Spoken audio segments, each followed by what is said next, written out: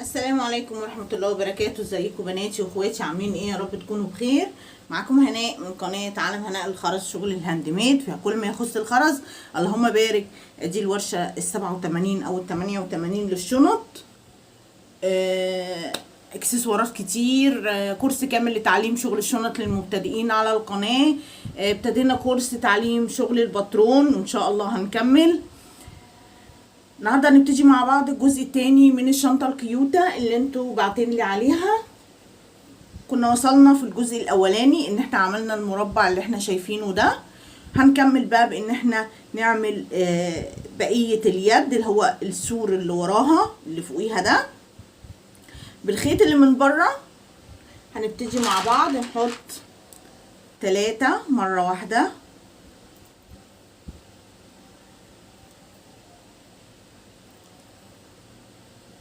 هنعمل الدور ده رباعي واقف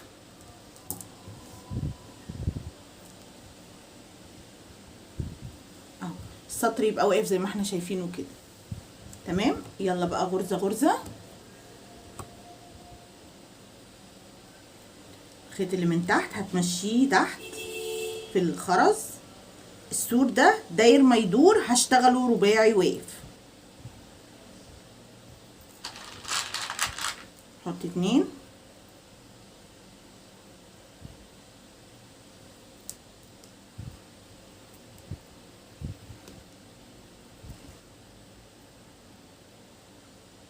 الخرزة اللي عليها الدور اهي،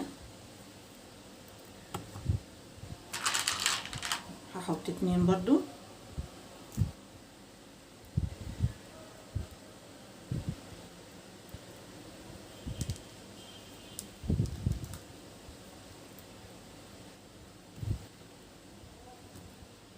كده اخر واحدة في السور اللي من جوه ده لفيه كده،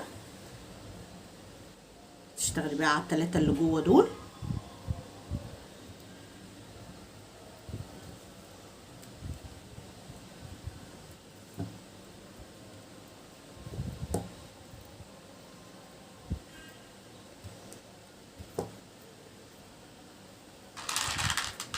حط 2،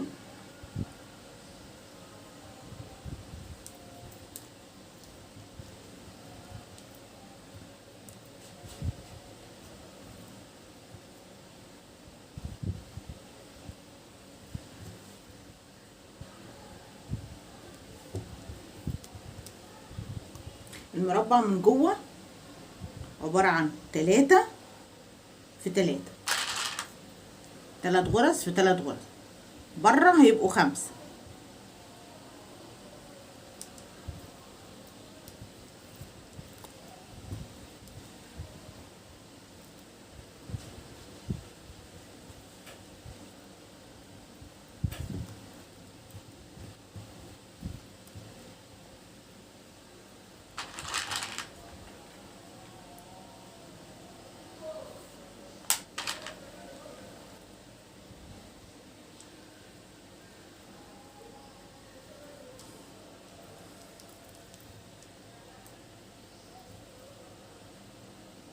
تمام، هلف. وصلت كده للضلع التالت،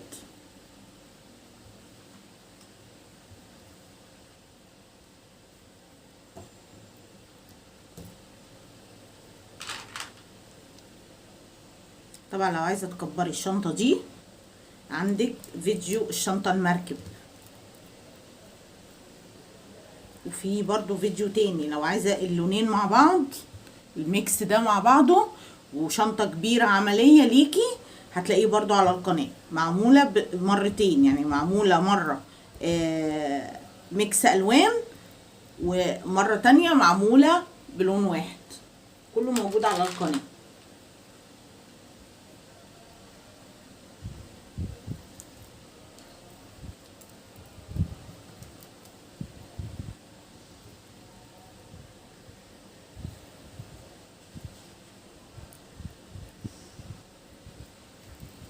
ادي التالتة، يبقى كده الصف ده خلص. بسم الله.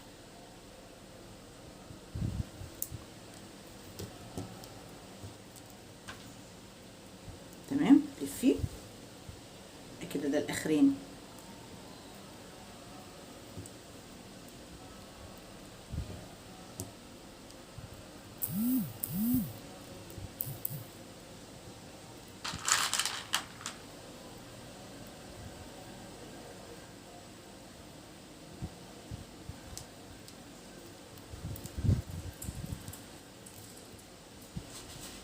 اتنين اهو.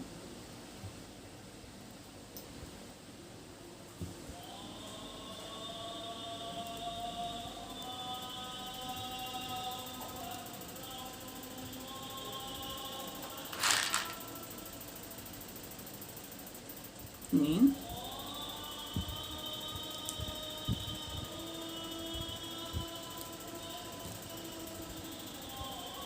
وصلنا لاخر غرزة في الصف كله، مش كده اهي. ندخل فيها بقى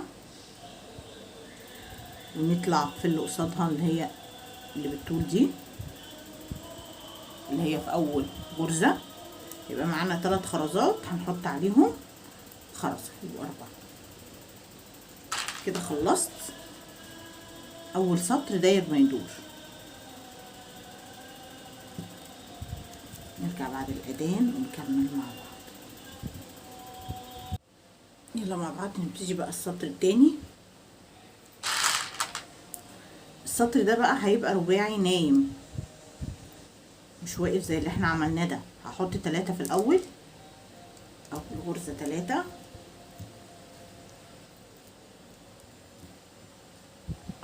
تمام. نايم اهو، شايفين ازاي؟ طيب انا مش هينفع ادخل على دي على طول،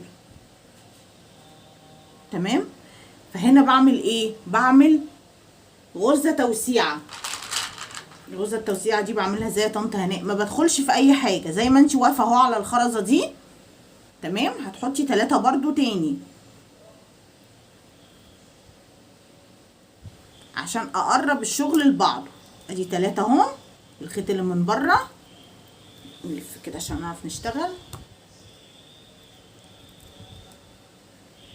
اهو كده. انا قربت الشغل، وبقى كده اللي تحت زي اللي فوق اهو قصاد بعض، تمام. بعد كده ادخل بقى عادي الغرزة واحط 2،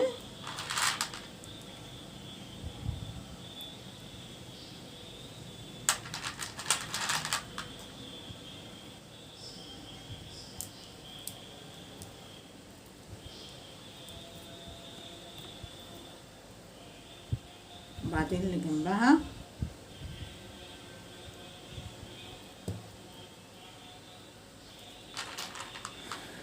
2،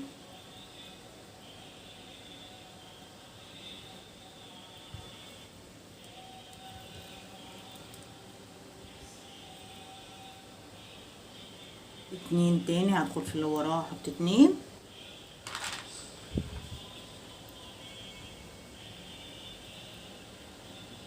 كده وصلت للتوسيعة التانية. خلاص كده ما عنديش خرز اهو بالعرض، وفي مكان اهو. هعمل ايه؟ هحط 3 مرة واحدة، دي التوسيعة التانية اهي.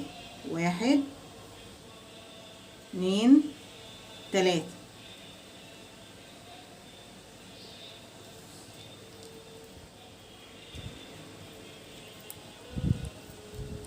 تمام. وبعدين ادخلي بقى في واحدة واحدة، حطي 2، ولما نوصل للتوسيعة التالتة نعملها مع بعض. وصلنا للتوسيعة بتاعتنا، نحط 3،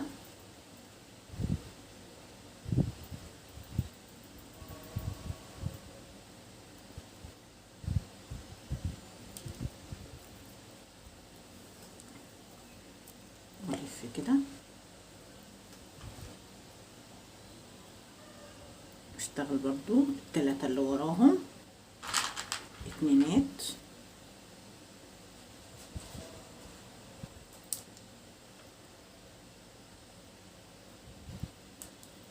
بسم الله.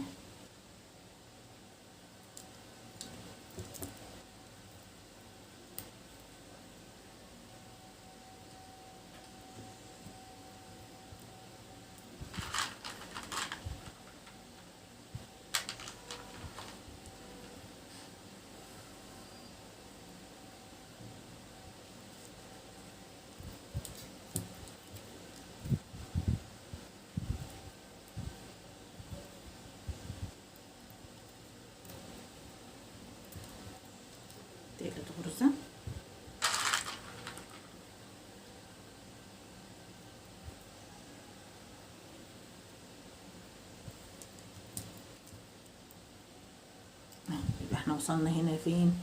التوسيعة بتاعتنا. نحط 3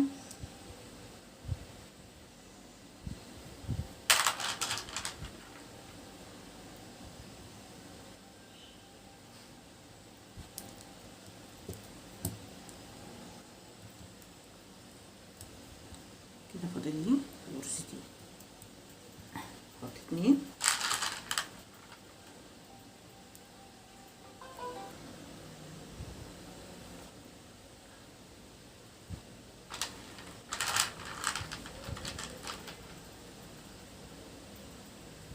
احط 2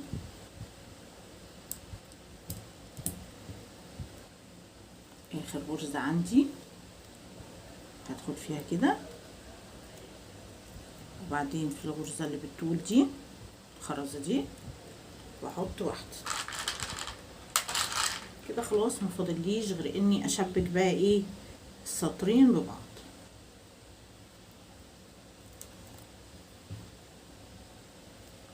هشوف الخيط الطويل فين واشتغل منه اهو.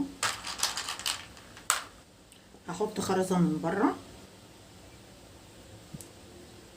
اهي، واشوف الخرزة اللي قصادها فين، اللي قصاد الخرزة دي، وادخل فيها، وبعدين احط خرزة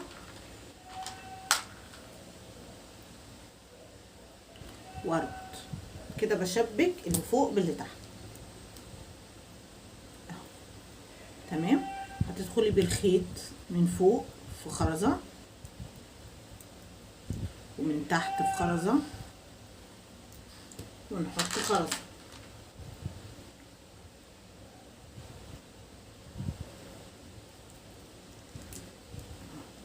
تمام. وهكذا بقى تحطي واحدة من فوق، تخشي كده بالخيط من فوق، وبعدين بالخيط من تحت، واحط خرزة.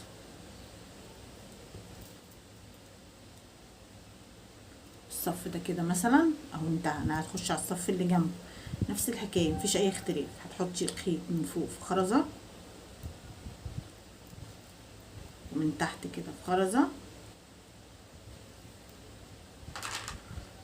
واحط خرزه، وهكذا بقى لغايه الاخر. احط الخيط من فوق في خرزه، ومن تحت كده في خرزه،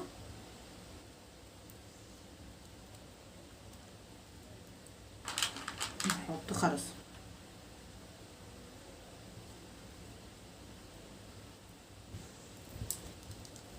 اهو. شايفين؟ خرزه فوق احط الخيط فيها، وخرزه تحت واحط خرزه واربط. تمام. داير ما يدور. خلصها بقى ونرجع نشوف. خلصنا خلاص اليد بتاعتنا اهي، اللهم بارك. وعملنا الناحيه التانية اهو، ناحيتين ما شاء الله. بصوا شكلها اللهم بارك، تحفه. تعالوا بقى نعمل المغناطيس. انا عملت ناحيه، تعالوا نعمل الناحيه التانية. المغناطيس بيبقى من الشنطه من جوه، خدي بالك ان انت بتعملي من جوه مش من بره.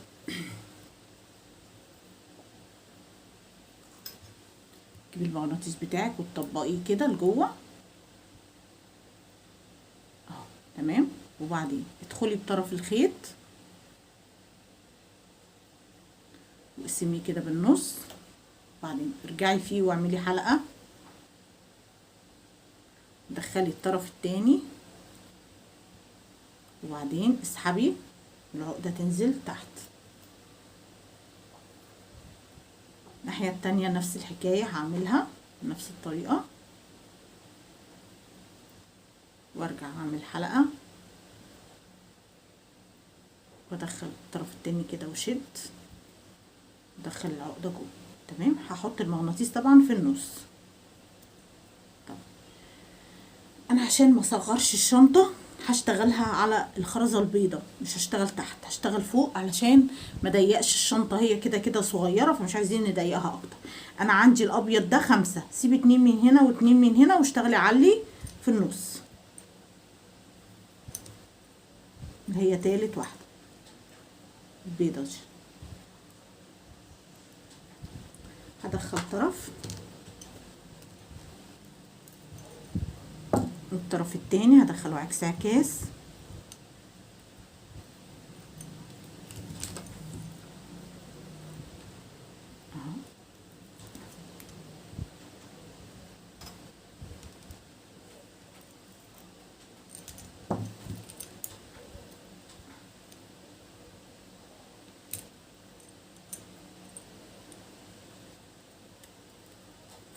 شدي الطرفين كده، وبعدين ادخلي في الخرز اللي بالطول ده عشان عايزين نربط بقى، نقابل الخيطين ببعض ونربط.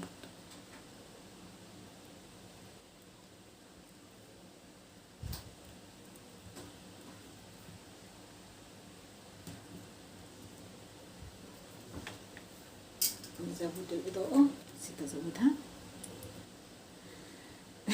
بسم الله. اهو قابلت الخيطين ببعض، هربط.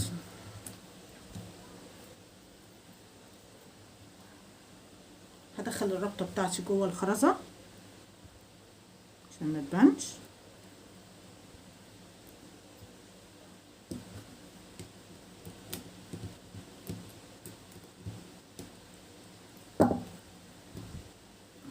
العقدة دخلتها جوه، وبعدين توهي بقى الخيط بتاعك. تخليه مثلا في الخرزة اللي في الوش دي،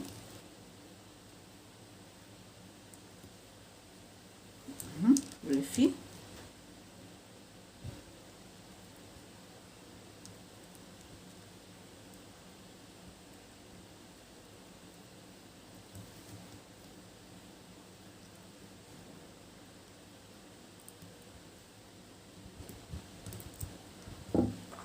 خلاص كده ونقص.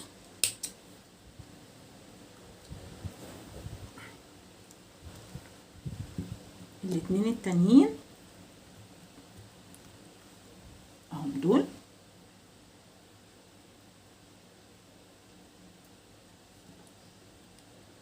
نعدل المغناطيس كده.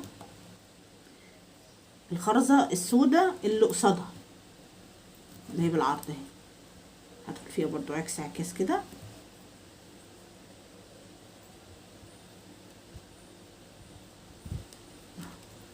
وبعدين انزل في الخرز اللي بالطول واقابلهم برضو ببعض واربط.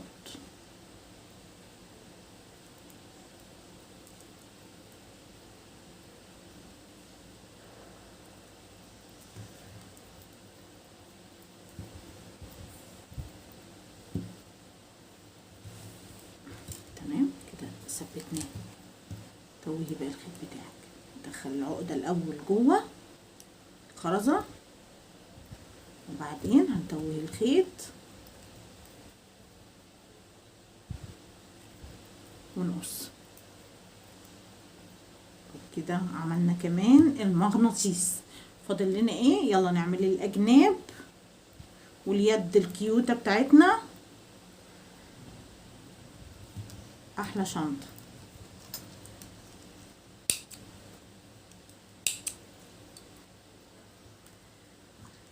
تمام اهو المغناطيس قدام بعض اهو، اهو شايفين؟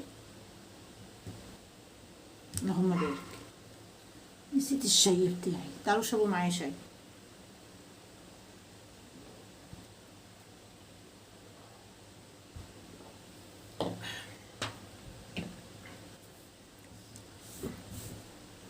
تمام كده خلصنا خلاص اليد والمغناطيس. يلا نعمل الاجناب. كنا سايبين من الجزء الاولاني لو تفتكروا الخيط اللي في الجنب ده، قلنا خساره ان احنا ايه نقطعه.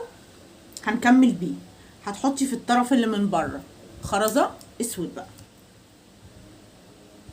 وهدخل في اللي قصادها كده. خدي يا نغم، خدي يا نغم، خدي يا نغم. هتلف لفه من ورا الاسلاك عشان تجيب خيط. ده انت لو صرصار مش هيعرف يلف اللفه دي. احط اهو خرزه واربط. تمام. دعوه حلوه لنغومه يا بنات، ربنا يبارك لي فيها يا رب ويديها الصحه ويخليها لي يا رب، اللهم امين، وفرح قلبها اللهم امين، هي وانتوا يا بنات يا رب. هننزل بقى.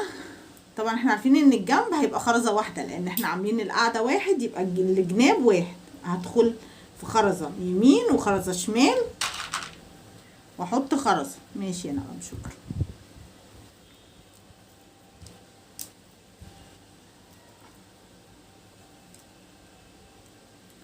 اهو خرزة خرزة، وهحط خرزة.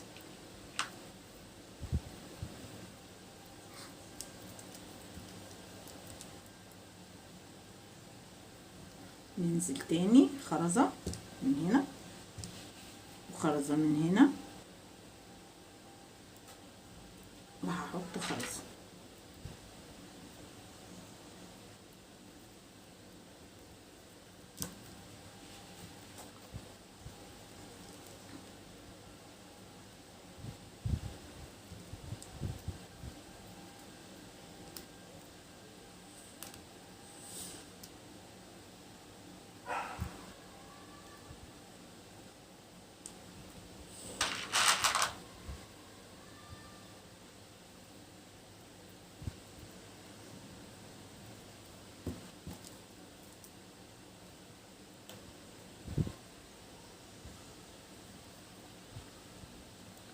هننزل خرزة من هنا وخرزة من هنا،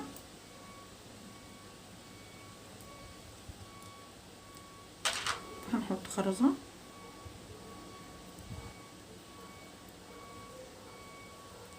نربط معاكم جنب، وبعدين انا بقى ايه اعمل الجنب التاني بأمرين.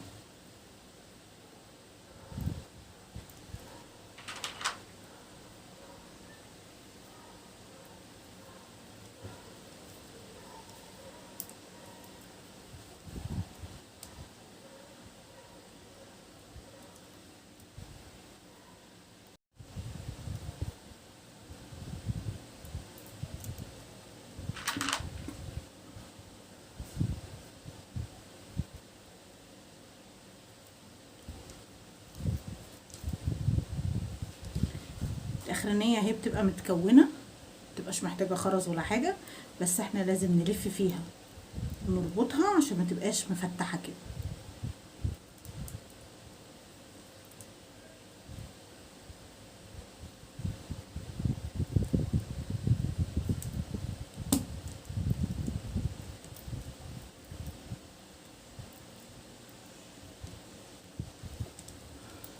ربطتين، ندخل الربطه جوه ونتوه الخيط بتاعنا ونعمل الجنب التاني ونرجع نشوف هنعمل ايه في اليد.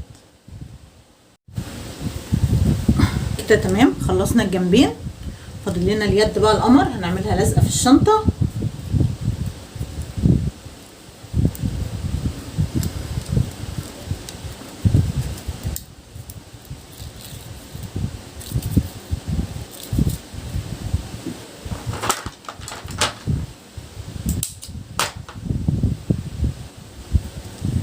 هتدخلي في الخرزه اللي في الجنب دي لفوق،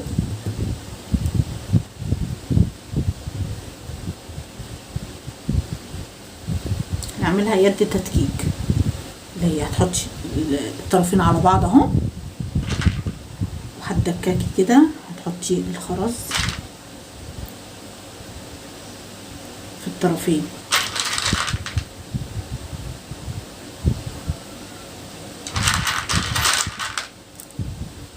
انا هدككهم وارجع اقولك انا عملت كام خرزه.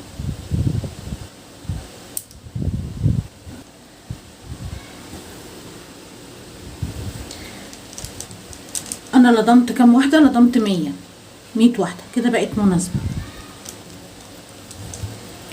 هدخل بقى الخرزه اللي في الجنب دي، هفتح الخيط وادخل جوه الخرزه عكس عكاس كده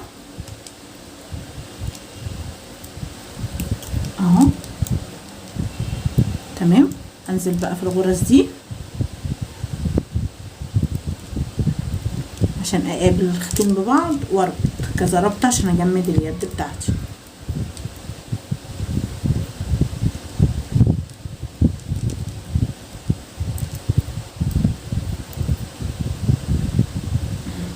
اقابل الخيطين ببعض واربط. دي اول ربطه. هدخل العقدة بتاعتي جوه الخرزة اللي بالعرض دي، وانزل تاني بقى واربط برضو طول ما انا ماشيه كده، انزل يمين وشمال واقابلهم في الخرزه اللي بالعرض واربط عشان امتن اليد بتاعتي كده. اللهم بارك. الشنطه بتاعتنا خلصت اهي. على فكره وزنت الشنطه كلها على بعضها 400 زي ما قلت لكم، هتاخد حوالي 400 جرام. اخدت 400 جرام تمام. كنا احنا وزنين ده 200 جرام، هي اخدت يعني 200 الا بصوا 20 خرزه، فاضل منهم بتاع 20 خرزه كده، والباقي كله الاسود تمام. كيوتة قوي وشكلها جميل. اتمنى الورشه تكون عجبتكم، تكون سهله وبسيطه عليكم. متبخلوش عليا باللايك والتعليق الحلو منكم. ما اشتركش في القناه يشترك ويفعل الجرس على كلمه الكل عشان يوصلوا كل جديد. ولو انت برضو مشتركه اتاكدي ان انت مفعله زر الجرس على كلمه الكل عشان يوصلك اشعارات بكل فيديو ينزل بامر الله. اشوفكم على خير والسلام عليكم ورحمه الله وبركاته.